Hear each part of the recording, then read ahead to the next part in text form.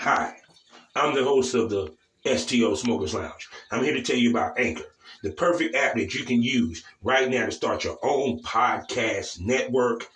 You can broadcast right now. All you got to do is download the app, whether you have a phone, iPad, or even a laptop or desktop. You can right now download Anchor or go to Anchor FM right now and start recording and have your stuff broadcasted over multiple platforms such as Spotify. So go to Anchor today and start your podcast career like I have. Because trust me, I love me some Anchor. Hello? Hello. How you doing? Good, how are you? Doing fine. You finally made it through, huh? It took me a minute, but I got there. So how your day going? How your week going so far? So far, so good. Yes, and how's the weather out there in Las Vegas? Kind of cloudy, but kind of beautiful. Not too hot. Okay. No doubt. So you are listed 6'4" in height, am I correct? Yes, I am. And what does that constitute when you wear heels? Depending on how high my heels are, I reach about 8 to 6'9". So it's safe to say, because you're a beautiful tall woman, that you probably get some of the worst tall pickup lines ever. I'd like to climb that tree. Yeah, I was going to say that because that's probably the always go-to line for guys with that. With tall women. Yes. Oh, yes. That is 99% of the pickup lines I get right there. Yeah, I'm pretty sure you attract a lot of attention. Definitely on the strip, for real. Because like I said, I avoid the strip a lot.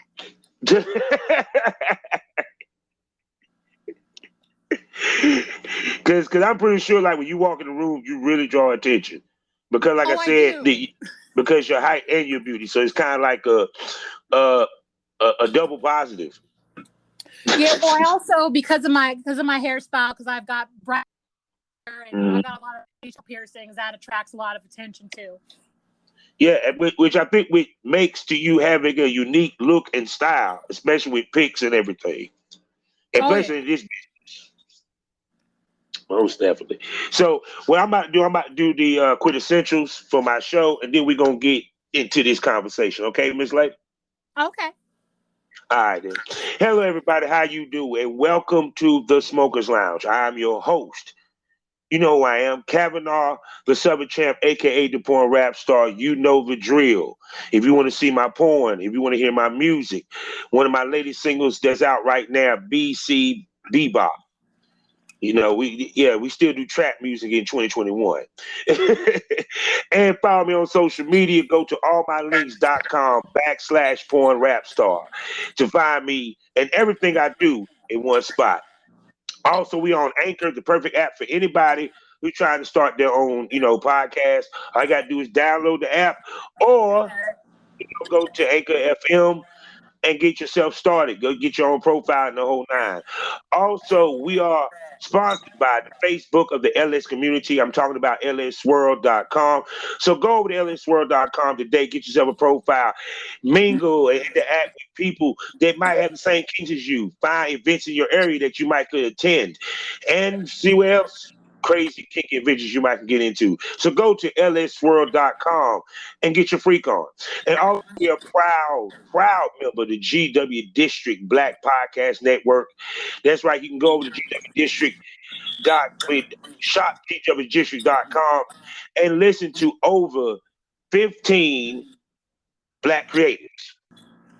Great podcasts going from sports to which is everything. So go to, and while you're there, you also have the opportunity to buy a product from over 1,000 Black retailers. We're talking about jewelry, fashion, beauty, audio books, you name it, they got it. And you talk about selection for over 1,000 Black retailers. And if you're a Black retailer, you listen to this podcast, you can go over there and get yourself a profile also. So go to shopgwdistrict.com, buy black, support black businesses, build the black economy so we can build generational wealth. Now I'm going to step out the way and let this lady introduce herself. Everybody, I'm Amazon Lee. I don't know what else to say other than that.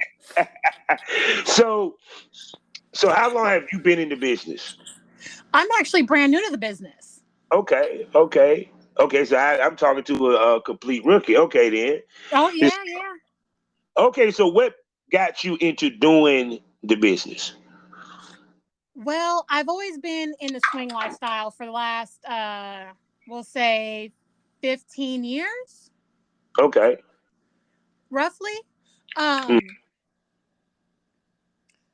And well, I got into a really crappy relationship and I got cheated on. And well, I figured, why give it away for free to people who, when I can, share it with people who will genuinely appreciate it. True that. So where was your first experience into the lifestyle? I was actually at a pool hall and my friends introduced me to a guy I really liked, and he invited me to the Green Door. Oh. And I met a bunch of people there. We didn't have sex the first time. He just introduced me to everyone, and I had no idea what it was. And then I realized what it was, and I'm like, wow, this place is great. I can enjoy myself, and no one judges me. Yeah. Like, I'm all about, sharing love in any capacity. And if you want to have free sex and you want to, types of sex, like, I'm all for that. And that's what I got to do. It was an adult playground and it was great. And I realized how much. And then that branched out into me meeting other people and going other places. And it just expanded my horizons from there. So where in the journey did porn fall into the equation? I was actually at the Green Door, and they had this it was oh God, how do I explain it? It was like this introductory to meeting a porn star. Okay. And she was there and she would answer questions that people had, and then they would just talk.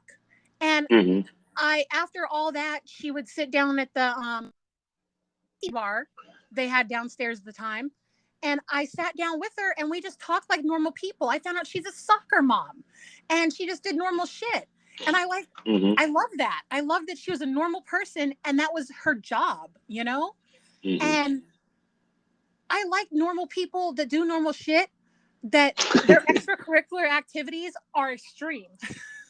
Yeah, actually, they're the funniest people to be around. They are. They really, really are. Like, I like that her job didn't define who she was as a person. It was a job.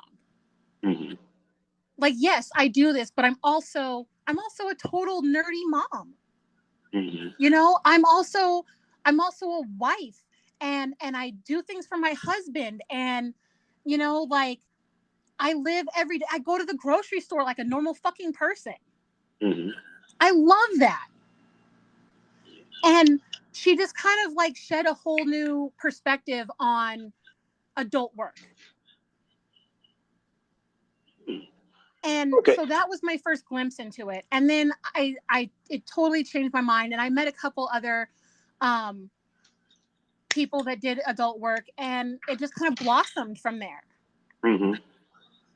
So shoot. So when you did your first shoot, your first boy-girl shoot,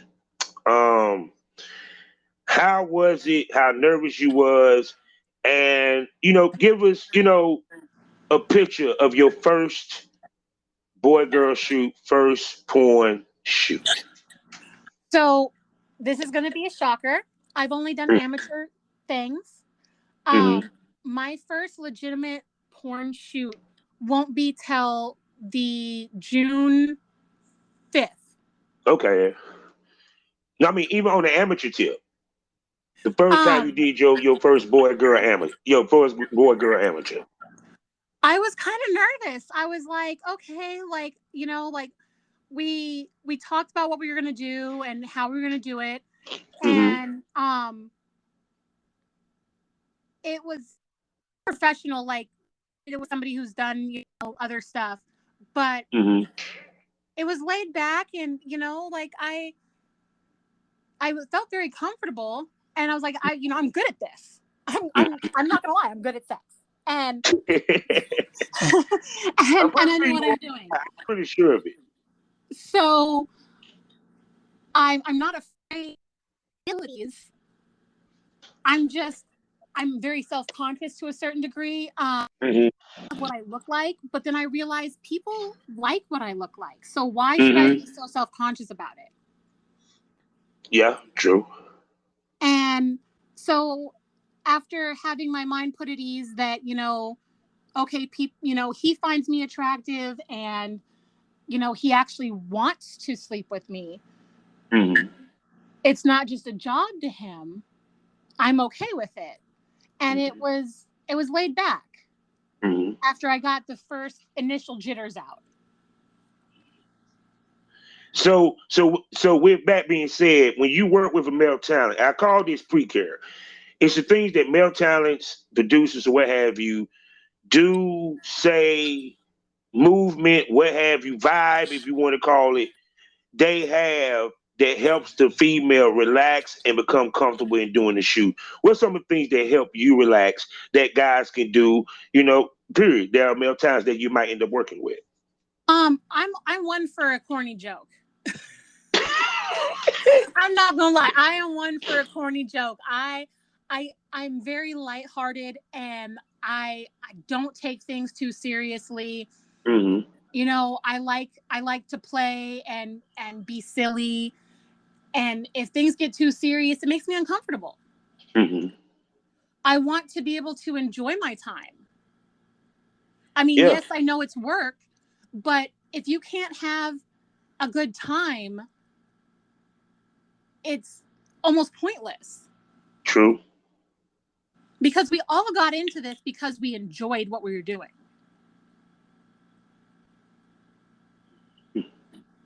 See, yes, which is very true.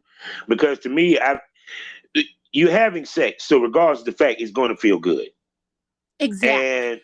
And like I said before, it's, to me, with a shoot, the perfect shoot is, it's business gets done, but you having fun and you having enjoyment while doing it. You know, trust me, I hate people that just sit there just so damn serious on set. Like, God, they so tight they can sit there and you can put a piece of coal in their ass and a diamond pop out. It's just that how tight ass they are. Exactly. That's why I like a good joke. You know, like, let's make it lighthearted. Let's get some chemistry going. Let's have some fun with it. Yeah, most definitely. So with you, the filming that you've been doing, what's some of the fetishes you do and shoots that you do that outside of boy-girl shoots? I'm big in the kitchen. I'm all about doing things in the kitchen and like naughty things in the bathroom, so like nobody hears you or nobody sees you, you know, and sneaky things. I like that. Most definitely. So how do you come up with different type scenes to keep stuff fresh and variety?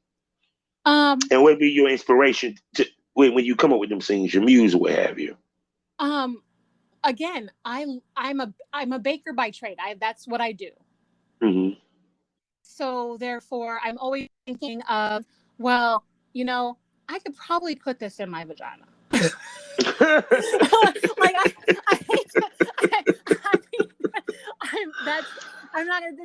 that's where I go with it. Is I'm like, you know, like I'm baking and I'm like, oh wait, this could be fun.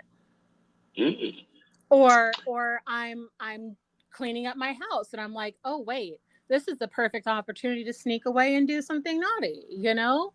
Like, I look kind of hot in my in my new pajamas. Like, maybe I should go be bad, you know? Like, and it's just, you know, whatever strikes me. So, what vehicles do you use to make your money in the sex trade? Like, for example, the webcam sites, meet greets, what have you. What you know? Say, what part of the spectrum do you fall I don't have a particular. I use my OnlyFans is my main one. I'm trying to get into mini vids, and I do meets. on? So, like I said, I know a lot of girls say that they don't do meetups. And I feel I'm always a firm believer that ladies that do it all make the most money. One, why do you do meetups? And two, if you did do meetups, how much would that cut out your profitability? Well, that's why this is called Smoke This Over. I make them think. I do meetups because I'm personable. I like to meet people. I enjoy making that connection I like to be tangible. Mm-hmm. I feel that it's important. Like, yes, some people feel the illusion of, being unobtainable is what makes it, that much better. But at the same time, I want to be someone that you can potentially get your hands on. Mm-hmm. I think it's cool. Yeah. And that's what I go for. Mm-hmm. Now, So shoot, go ahead. I'm sorry. Oh, no, go ahead. No, go ahead. I want you to finish. This is about you. This ain't about me. Well, no, you were gonna ask me something, so let me answer what you were gonna ask me. Oh, okay. Then most definitely. So, with you being 6'4", how much of an advantage is that for you in this business? Because from my experience, before you answer, tall girls, they do get off in this business heavy. So, where have you noticed the advantages of being 6'4" give you in this business? A niche. It's that I get really fetishized. That word, but It's all good. We ain't politically correct on this show. Go ahead. It's going to be a word today. But I get people that are really into it, people that like to be crushed, people that want to be sat on, people that want to be stepped on, people that are into really big feet or things of that nature. Mm-hmm. So I get a lot of specific clientele. I see what you're saying. So how does that specific clientele, when you have specific clientele, how did that really help you? Like I said, as far as profit, because when you have specific clientele, does that means that you can charge a little bit more for the stuff that you're doing because it's specific for that genre, or do you get what I'm trying to say? Yeah, I can ask. I potentially could ask a lot more. Mm-hmm. But I try to be reasonable because it's unfair to be like, oh, you have a specific fetish and I'm just going to charge you out the ass. Mm-hmm. I try to be, fair in my prices. Because I don't think that just because you have a specific interest that you should be overcharged for it. True. But I do think that because I fit a specific standard that I should be, compensated for the interest you have in me. Mm-hmm. But it does make me a good amount of money. Yeah, I can believe that. So you being new in the business, you ain't been in the business long, and I noticed you said that you had an OnlyFans, you had you try and get a mini vid. When did you figure out it's important to have my stuff on as many platforms as possible? And please explain to my listeners why that is important. I learned early on that it was important from a friend of mine. I think you actually interviewed her, Princess Gemini. Yeah. And she's really helped me in the business. giving me a lot of tips and everything like that. And I realized that one platform is good, but more is better. Yes. That you can, what I can sell on one platform, I can sell on another and double. Mm-hmm. And doubling is, it's like a 2-for-1 sale. Like, we all love a 2-for-1 sale. Well, if I sell on 2 platforms, I double my money. Yeah. More bullets in the gun. Exactly. so with that, since you mentioned Princess Gemini, how is important mentoring, having someone that to mentor you and someone show you the game, helped you in moving forward being a newbie? It's so important. It is. I mean, I would be lost without her. And she's finding a mentor that's genuine, that's not just going to try to screw you over, is so important.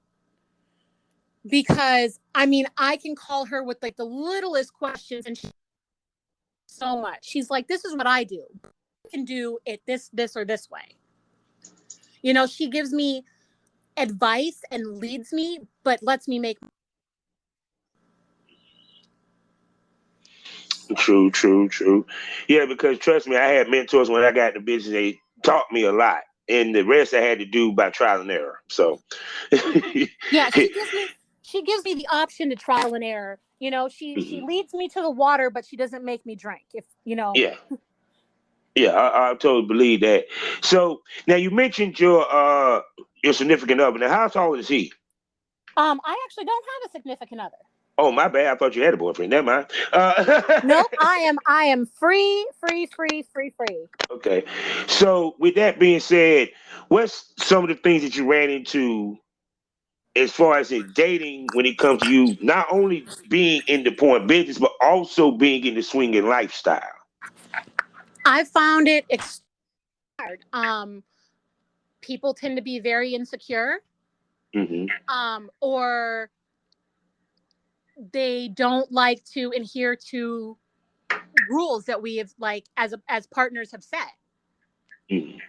They want me to adhere to the rules that we've put together, but they think that it's okay to deviate from said rules. Mm-hmm. And and that's not okay. And I don't put up with it. Yeah, I can believe that.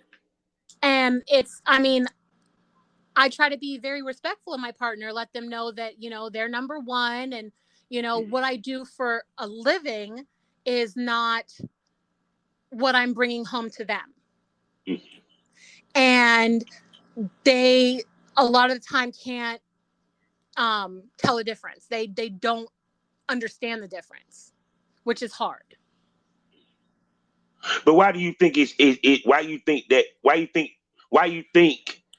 it's like that? People have a hard time compartmentalizing. Mm. Oh, explain. Get deep. Well, okay, so I compartmentalize my job as a job, Mm-hmm. and my home life is home life.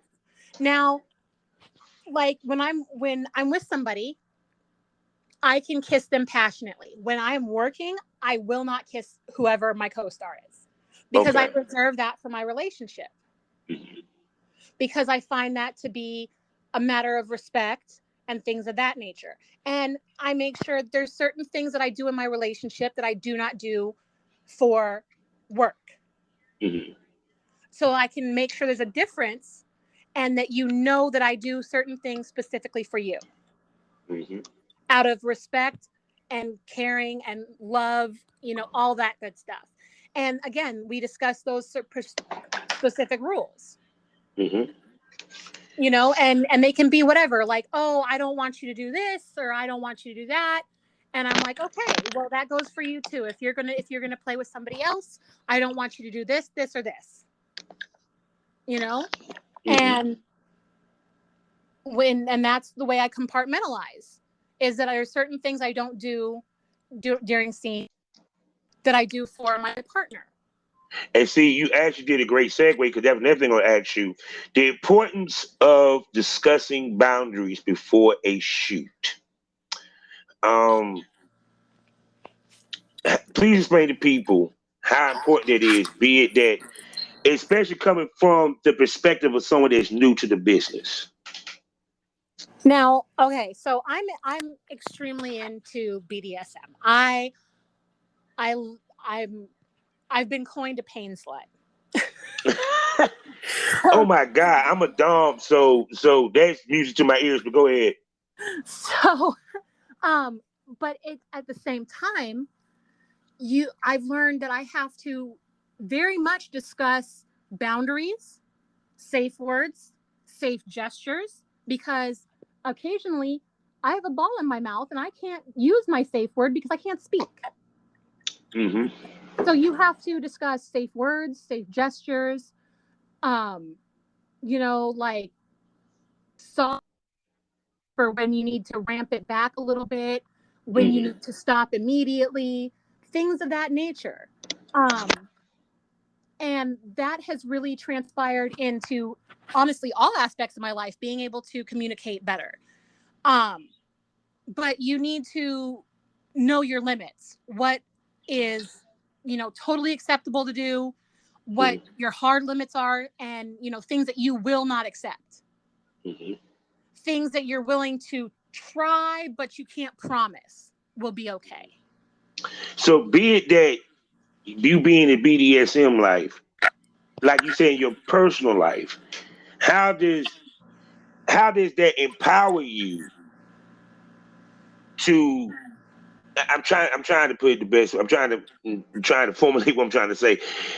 How is it in your personal life, be it that you're in BDSM and part of BDSM is boundaries, how that constitute and falls over to your personal life?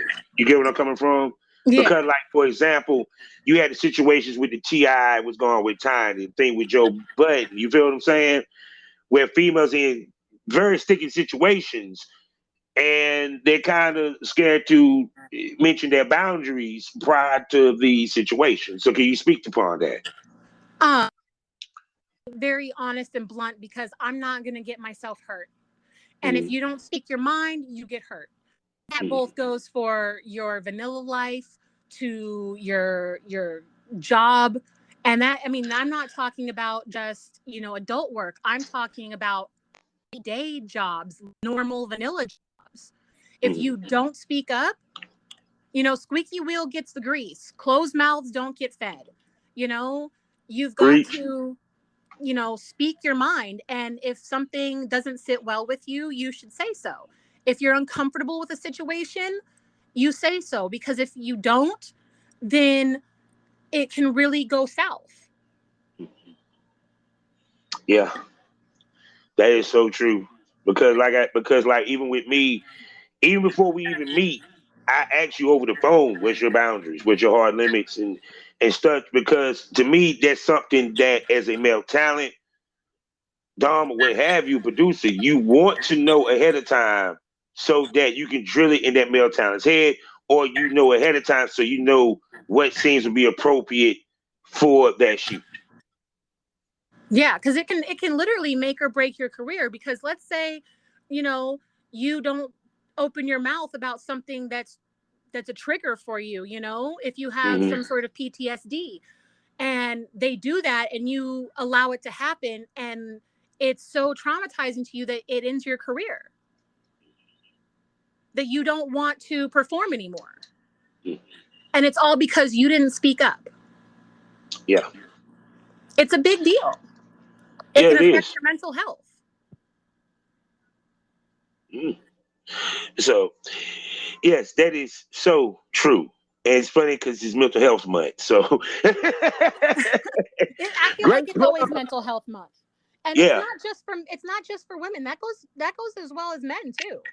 True. Because a lot of men will sit there and take a lot of shit. I remember when Javon Jordan was being called nigga on set. And my function was, well, why didn't you say something to him from jump? It shouldn't take 16 niggas for you to sit here and tell the dude don't call me nigga. You feel what I'm saying? Exactly. Or being like please don't do that. Yeah. I mean, some people it's a turn on. Some people it's a trigger. Some people just don't like it, Yeah. People that aren't sure if they like it or not. So, softly is one thing, hard is another. So people really need to speak up. It's far too overlooked. Yes, it is. So where on the BDSM spectrum do you fall? Dom or sub? And then from which one, what type? I am honestly a switch. Okay. I can dom, I can sub. I find myself subbing a lot, Mm-hmm. but when I'm feeling real frisky, I do dom. And what kind of dom do you become? What Kind of a mistress are sadist. you? A sadist? Yeah, because it would make sense because you're a pain slut, so you probably wouldn't mind giving pain. Yeah, I'm not a lot. I'm not too much into pain. Like, I'm not gonna really abuse anyone, Yeah. but a little bit. Biting, a little pinching, Mm-hmm. Yeah, there's nothing wrong with a little biting, a little pinching. Yeah. I'm Or kind of spanking. I'm a lot of spanking, a lot of spanking. Oh yeah. But Oh yeah. but I keep it on the low end of the spectrum. Yeah. Yeah, because I tell people when it comes to BDSM, especially when it comes to porn, authenticity is very key. So if you do not practice it, it's not going to look authentic on camera. Exactly. Yeah. So to me, that's why I tell people stick in your lane. True. Unless you're a good actor or actress.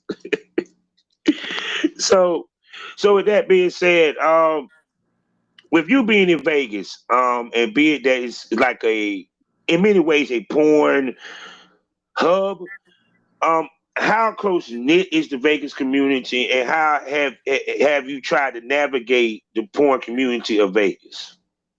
Well, since I'm brand new, it's kind of new to me. Mm-hmm. I know more about the swinger community, Mm-hmm.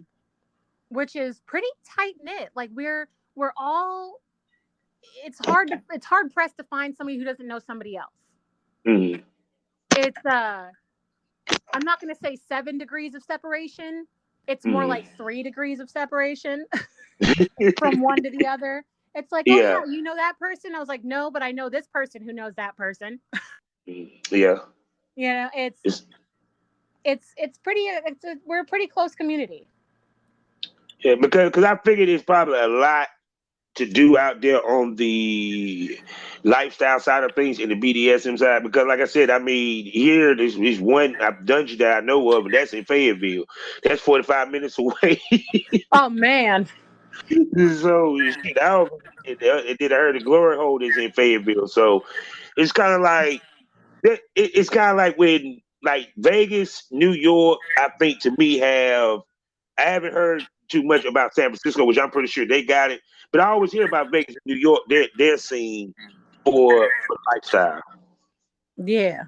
Like I know Vegas. Like every place you go has a dungeon and a glory hole, if not Oh two my God! glory holes. All right, what's your favorite spot in Vegas to go to? I really don't have one. And I want my first experience. Where would you take me? Where would I take you? Shit. See, that's a hard one. Okay. Because if you're really looking to play, I might take you to PW's. Okay. It's got a lot of people. It's more of a younger crowd and a lot of new people. There's also Risque. Risque's got it's a more mature scene, but they do a lot of good play. They don't have as many like they don't have a dungeon or anything like that, which is kind of a bummer. If you're going for the novelty scene, the Green Door is a lot of fun. Like, they have all the amenities. They have like sex chairs. They have a whole dungeon. They have rooms. They have sex swings. They've got all kinds of shit. See, that's what I'm talking about. It's a full playground of funness. He says the Disney World of BDSM. It really is. It really, really is. But it's also very commercial. Mm-hmm. It depends on how much of intimacy you'd want. Like mm-hmm. You'd have to let me know what you're looking for specifically for me to take you to a different place. Yeah. Because each place provides a different experience. That's serious. So that's what I'm talking about. So, like I said, you being, like I said, new. I know I keep saying that, but no, it's part to help with the question, so people don't kill me for it. Right. I don't mind. I'm new.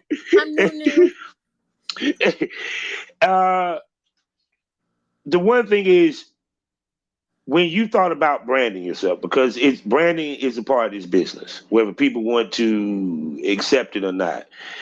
What was your thought process and the thought process that you went through to what would make Amazon Lee?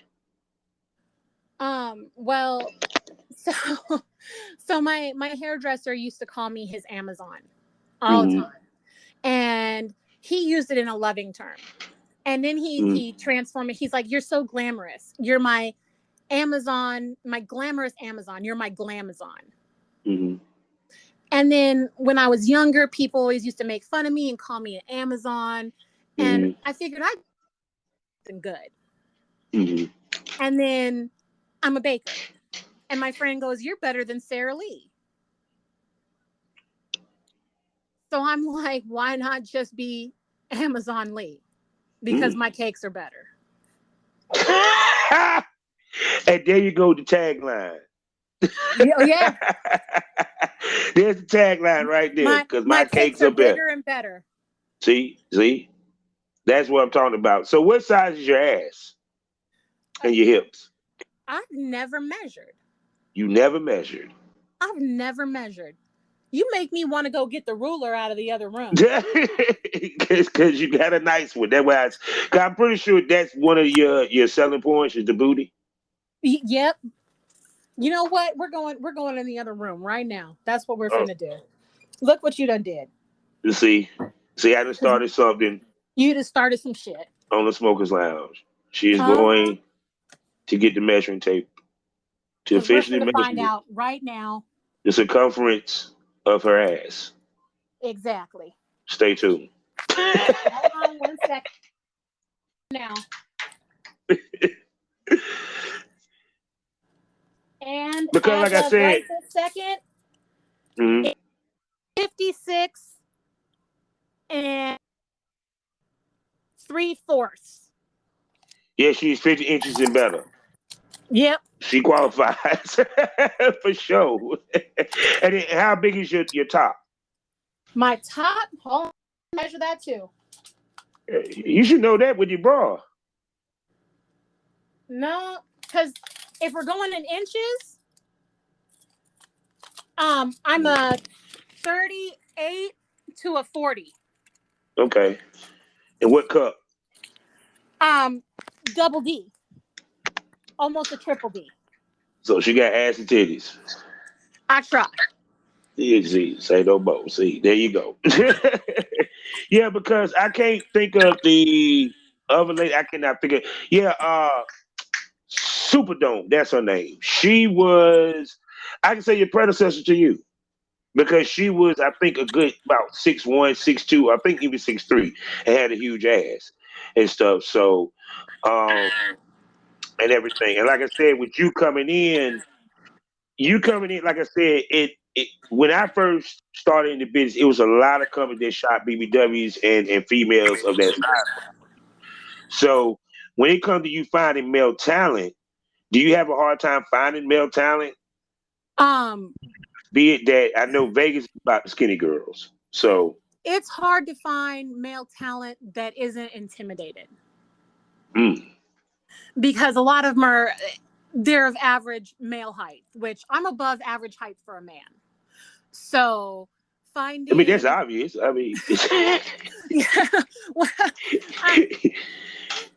I mean, so that's the they're elephant in the always room right intimidating. there. They're like, you're too tall. Oh my goodness, I'm sorry. That it. I always said this. I always wanted to shoot with a female that was well over 6 feet and a fitness model. Because to me, I would think that a guy, it would be the wonderfulest challenge to be able to bang the back out of a a female that's 6'4" You know what I'm saying? 6'4", a tall Yeah. woman. You know, period. If you can handle that, dude, you can handle anybody. I'm just saying because there's a lot of women to handle. I don't care what nobody say. Oh So, yeah, I most definitely am a lot of women to handle. yeah, so I'm squirrely. and they literally say to you that you too tall. Oh yeah, I get it all the time. You're too tall. I have a gentleman friend who's like, you'd be the perfect woman to marry, except for you're just too tall. Everything about you is perfect except for your height. I'm like, I'm sorry you didn't eat your vegetables and your Wheaties, and I'm a foot and some change taller than you. So I know y'all get the question, did you play sports in high school or middle school or anything? So the only sport I did, I was a competitive swimmer all throughout high school. I can see that because you're long and lanky. Oh yeah. Yeah. Oh damn! So you could see that I'm about to say, wait a second. She competitive swimmer. I mean, she can hold her breath out this motherfucker. Okay. Oh, hell yeah, I can. Okay, so that means male talent, y'all missing out because her deep throat game is probably awesome. I ain't had no complaints. Because that's some Navy SEAL shit. I mean, I've been told, why don't I pulling sheets out of my ass? Why can't I feel my legs? You know? Yeah. Why is my dick numb? See, Please let go. See, that's what I'm talking about. So, all right, Miss Lady. So, tell everybody where they can find you, where they can purchase your content, and what you got coming up. Well, I have an event coming up in June, and so all that content will be available probably around the 9th of June after I shoot it. Okay. You can find all my content as of right now on OnlyFans at Amazon Lee with 3 E's. Mm-hmm. And that's about it. You can also find me on Twitter and Instagram. See, there you go. This is a lady. She ain't been in the business long, but something tell me she's going to have a career that's going to definitely be strong. I hope so. Most definitely, because like I said, you have a look that really stands out on top of the fact that you're tall. You know what I'm saying? So, and to me, that's a recipe for success. That's what I'm going for, is a recipe for success. And I'm a baker, and I know all about recipes. Oh, most definitely. And I hope I get the opportunity to definitely work with you for sure, because I am planning to come out to Vegas one day. So, you know, or if you make it to the East Coast, because I'm telling you, they would love you on the East Coast. They would love you. I hope I make it out there. I want to. Yeah, you definitely need to hit New York and definitely need to hit Atlanta. And you need to hit North Carolina where I'm at. So of course where I'm at, because I'm gonna put North Carolina in the mix. Hell yeah. It's a part of it too. It's gonna be on my tour, fellas. Most definitely. Oh, and if they want to book you for a meet and greet, how they do that? You can email me at .amazonbarbie702 at Gmail. Say it one more time. At .amazonbarbie702 at Gmail. See, say no more. So, ma'am, I'm about to close this out real quick. So hold on one second before you go. I definitely enjoyed you coming. I definitely would like to bring you back for another episode so we can really talk it up, because that's what I want to do with a lot of the ladies. And you a very entertaining interview. I enjoyed it. I'm glad you found me entertaining. Yes, you very entertaining, and I see I'm going to really be entertained by you when I finally meet you, for sure. Oh yeah, you most definitely will. Okay, then most definitely. Hold on. Life is a learning experience. What's the point of the experience? You didn't learn anything. Smoke that over. Thank you for coming by, Amazon. Hello? Yeah. Yeah, I said thank you for coming by, baby girl. Oh, thank you for having me. I appreciate you. All right, then take care. Bye.